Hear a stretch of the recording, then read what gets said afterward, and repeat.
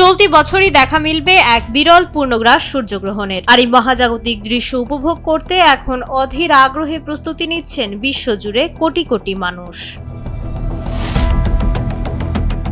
মার্কিন মহাকাশ গবেষণা সংস্থা নাসা জানিয়েছে, আগামী 12 আগস্ট চাঁদ যখন সূর্য ও পৃথিবীর ঠিক মাঝখানে এসে দাঁড়াবে, তখন তৈরি হবে এক অপরূপ দৃশ্য।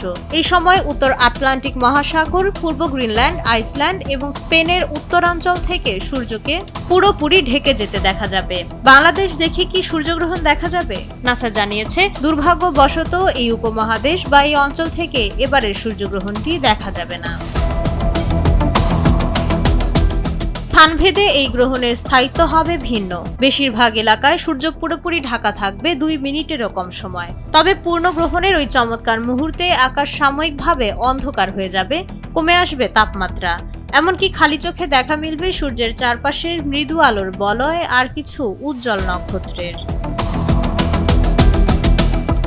মহাজাগতিক সৌন্দর্য উপভোগ করার পাশাপাশি সুরক্ষার বিষয়টিও মাথায় রাখতে হবে। বিজ্ঞানীরা বলছেন, আংশিক গ্রহণ চলাকালীন ভুলেও কখনো খালি চোখে সূর্যের দিকে তাকানো যাবে না। এতে চোখের স্থায়ী ক্ষতি হতে পারে।